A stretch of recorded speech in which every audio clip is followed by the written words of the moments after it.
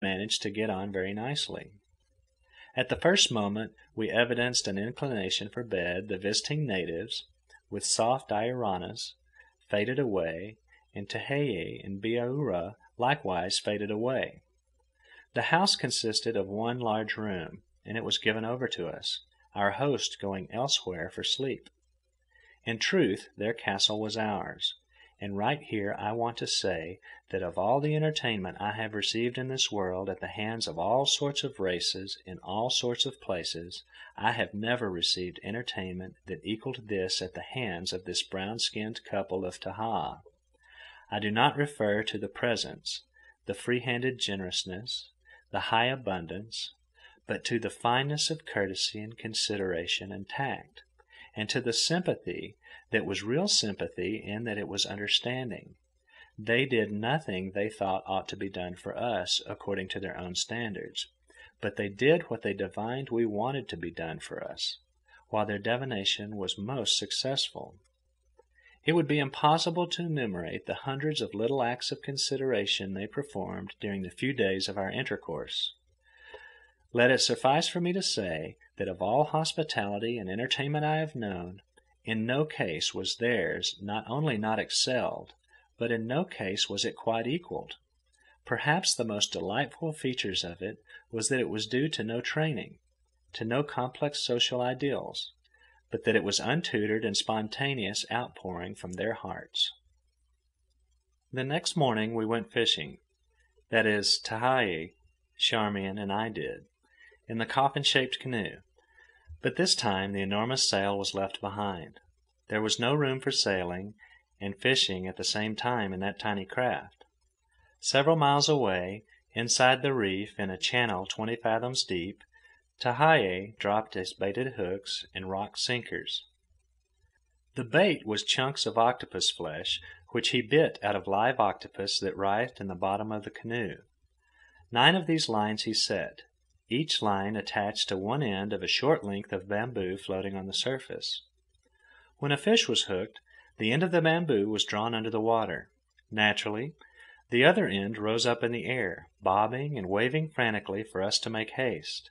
And make haste we did, with whoops and yells and driving paddles, from one signaling bamboo to another, hauling up from the depths great glistening beauties from 2 to 3 feet in length.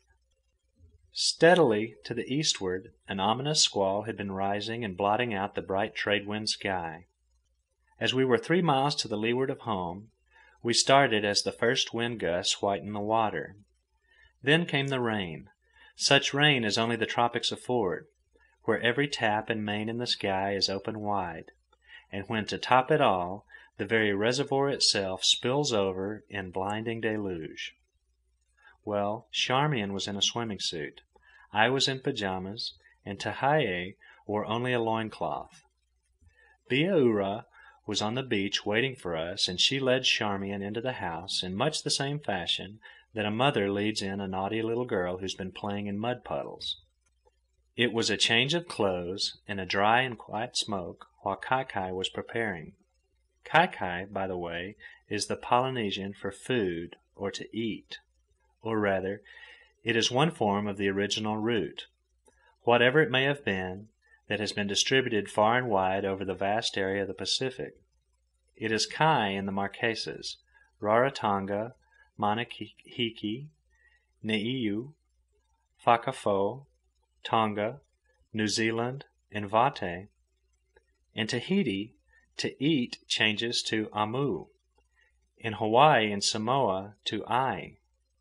In Ban, to kana. In Nina, to kana. In Nagone, to kaka.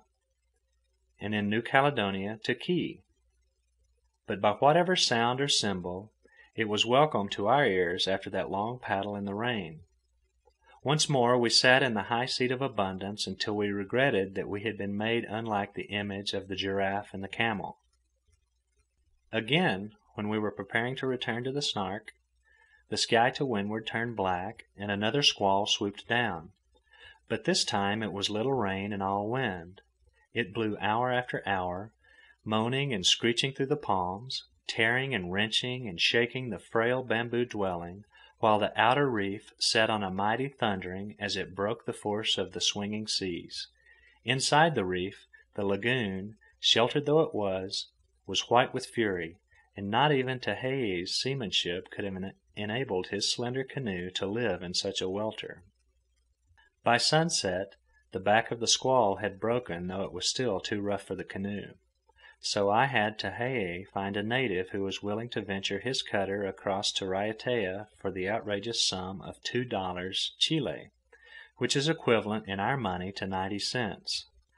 Half the village was told off to carry presents, with which Tehei and Bihaura speeded their parting guest, captive chickens. Fishes dressed and swathed in wrappings of green leaves, great golden bunches of bananas, leafy baskets spilling over with oranges and limes, alligator pears, the butterfruit also called the avoca, huge baskets of yams, bunches of taro and coconuts, and last of all, large branches and trunks of trees, firewood for the Snark. While on the way to the cutter, we met the only white man on Tahaa, and of all men, George Lufkin, a native of New England. 86 years of age he was, 60-odd of which, he said, he had spent in the Society Islands, with occasional absences such as the gold rush to El Dorado in '49 and a short period of ranching in California near Tulare.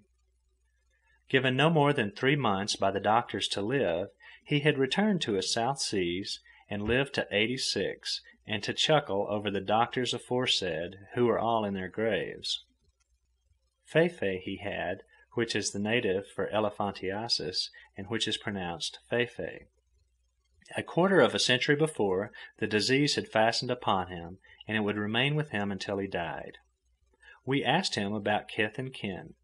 Beside him sat a sprightly damsel of 60, his daughter. "She's all I have," he murmured plaintively, "and she has no children living."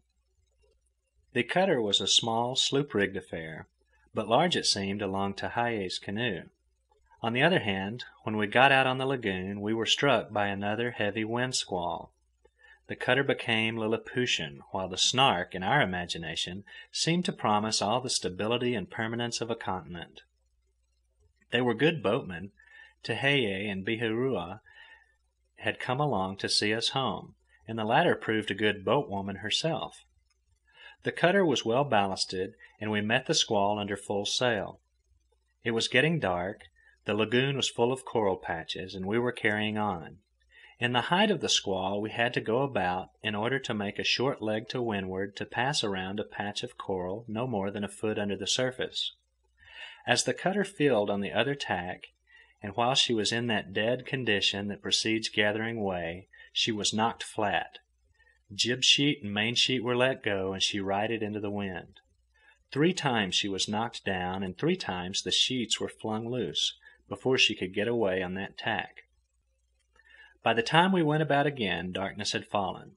We were now to windward of the Snark, and the squall was howling. In came the jib, and down came the mainsail, all but a patch of it the size of a pillow slip. By an accident we missed the Snark, which was riding it out on 2 anchors, and drove aground upon the inshore coral. Running the longest line on the Snark by means of the launch, and after an hour's hard work, we heaved the cutter off and had her lying safely astern. The day we sailed for Bora Bora the wind was light, and we crossed the lagoon under power to the point where Tehei and Bihaura were to meet us.